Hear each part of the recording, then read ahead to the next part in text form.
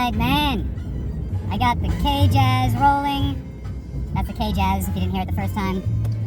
Got my C4 Super Brain energy drink.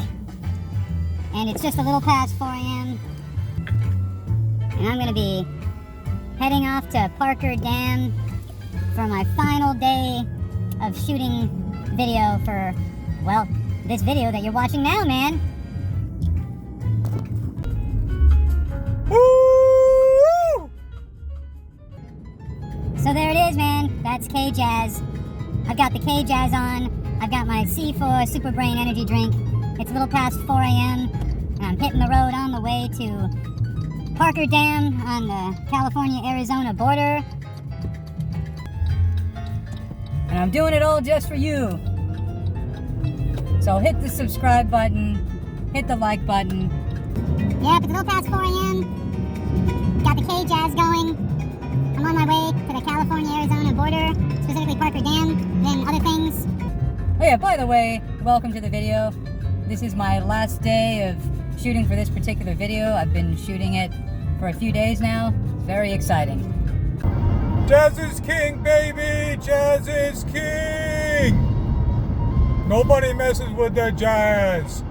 Nobody messes with the jazz!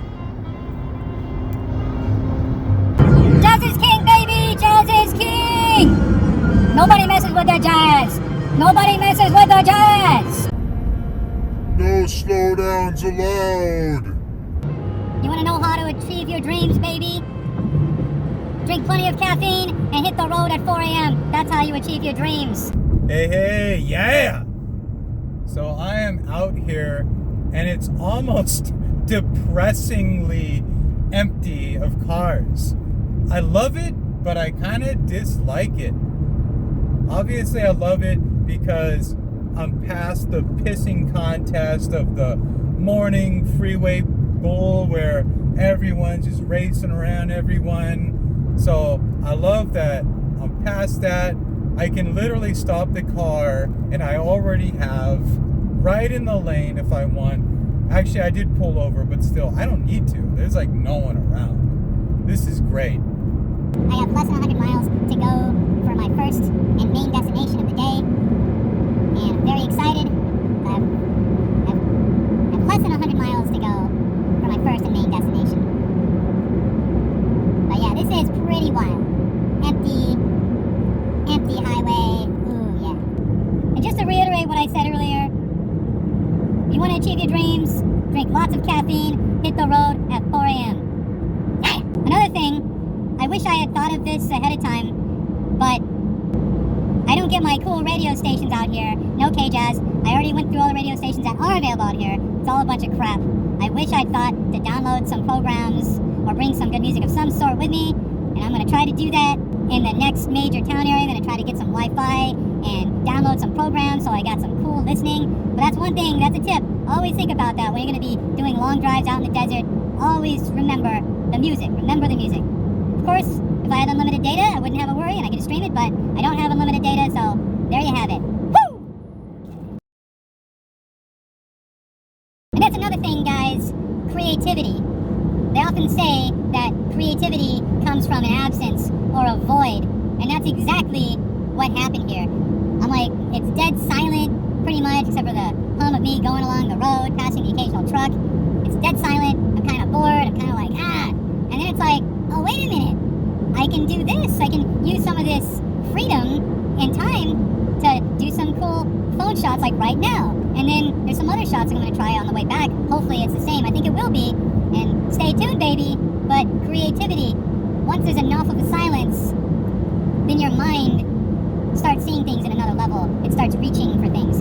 And so that's a challenge to you, is that you probably don't have enough silence in your life to really know what could be. Even I don't, but especially you. The more silence, the more true freedom you have, the more you can realize. Parker Dam is 320 feet. However, engineers had to dig so far into the bedrock that 73% of Parker Dam's height is not visible. Parker Dam is the only dam in the world that stands more underground than above ground. At its crest, the dam is 856 feet long. It is commonly called the deepest dam in the world. Lake Havasu stretches behind the dam for 45 miles and covers more than 20,400 acres or 32 square miles. The construction of Parker Dam began in 1934 and it was finished and opened in 1938.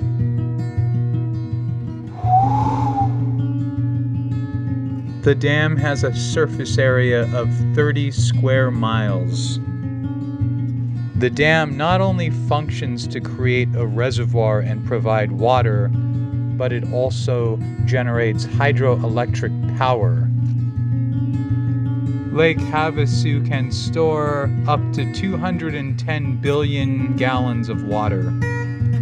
The aqueduct is operated by the Metropolitan Water District of Southern California, which supplies water to almost all cities in the greater Los Angeles, San Bernardino, and San Diego areas.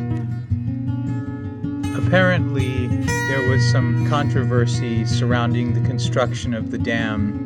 Several political groups and privately owned utility companies in Arizona were not pleased with the plan and refused to sign it until 1944. Even then, Arizona continued to dispute its water allotments until a 1963 Supreme Court decision settled the issue.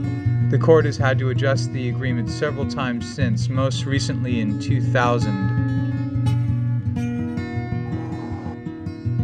As recently as 2008, Arizona Senator John McCain called for a renegotiation of the plan. When I learned about Parker Dam, I had to go because it is where the Colorado River gets diverted into the Colorado Aqueduct and ultimately into our water supply. Oh, you know something trippy? I just looked up Starbucks on my GPS because I wanted to get some Wi-Fi. And I found a McDonald's and a Starbucks, but the Starbucks... In the grocery store, so I'm going to try the McDonald's. Hopefully I'll get my music. But anyways, I looked up the nearest Starbucks. I went there, didn't realize it's in Arizona. So that's trippy. Without even trying, I'm in another state, just like that on a day trip. Man, it's trippy. Just looking up Starbucks, and I'm in another state, man. Okay, but maybe it's in another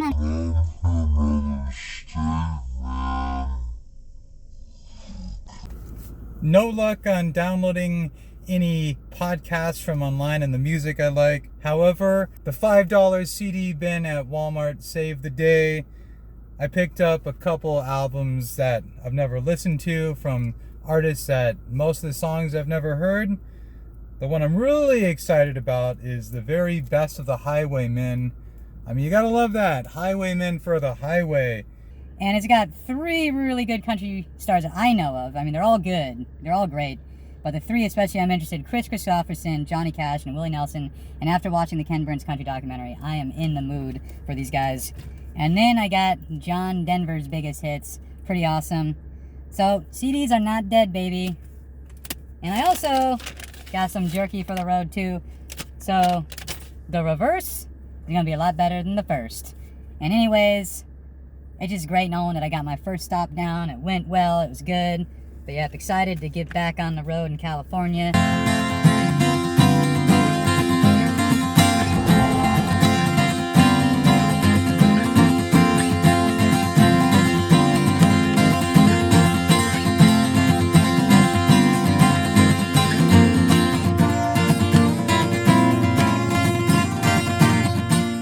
Woo! So I'm in Palm Springs now.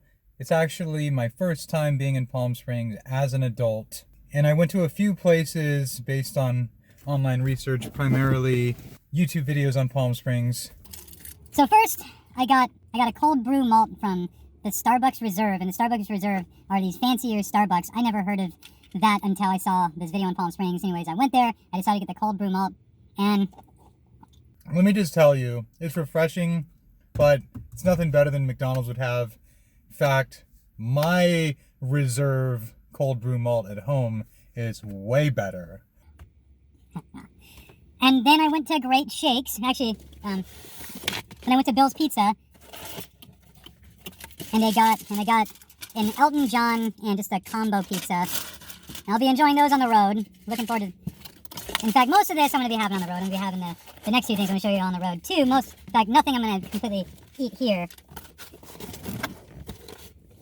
And finally, I went to Great Shakes, and I got a brownie almond crunch combined with white chocolate lavender at my request. And then I got a salted caramel combined with cookie butter at my request. So I'm pretty excited about that. Probably start with this one, start with the white chocolate, then the salted caramel cookie butter. But pretty excited, and those will definitely be good road treats. Anyhow, On my way to the last place, Kreem, which is, well, it's an ice cream place. So that's going to be my last stop before I get out of here. and I'll probably stop at Hadleys near the Morongo because just get even more treats, because I'm anticipating that by the time it's all said and done, I'll probably be hitting some sad traffic. Anyways, out. Got this little to-go waffle cone. They have rosemary ice cream, which is cool, and cookies and cream. Weird combination, but that's how I like it. I wanted something unique, and rosemary is fairly unique, although I have done homemade rosemary. But the ice cream portions themselves aren't too bad, but the cone's kind of pathetic. Come on, Baskin-Robbins, that's where it's at. But whatever, I'll probably just break this up and eat it with everything else. Anyways, on my way to Hadleys, and then my final stops before home. Alright, so far, between everything I've had from Palm Springs, it was a tie between the Kreem ice cream and the Great Shakes that I got.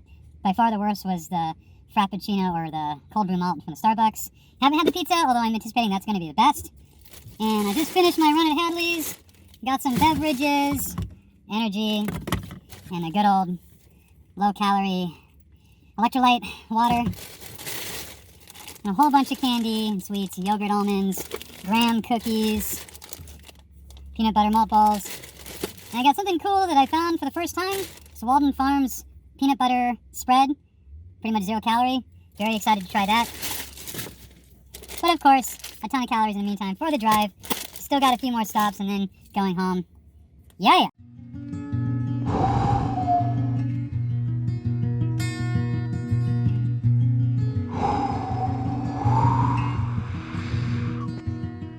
Lake Perris is an artificial lake completed in 1973.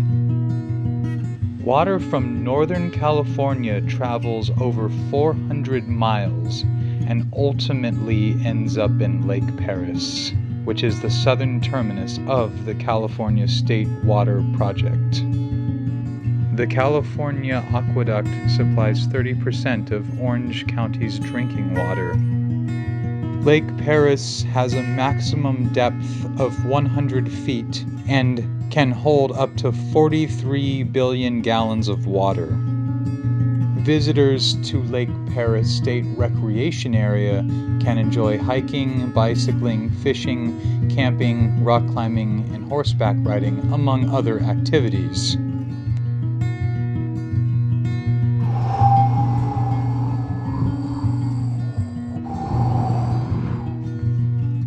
There is also the Yahi Eki Indian Museum. Eki means home of the winds. Unfortunately, the museum is currently closed. Check out the link in the description to learn more about the museum. Lake Perris has a rich representation of California wildlife, such as mule deer, bobcats, coyotes, jackrabbits, gopher snakes, and even rattlesnakes. And then there are the birds. Sparrows, golden eagles, hawks, and owls are among the aerial stars. And let's not forget the fish. Fish include largemouth bass, Alabama spotted bass, bluegill, rainbow trout, and channel catfish, among others.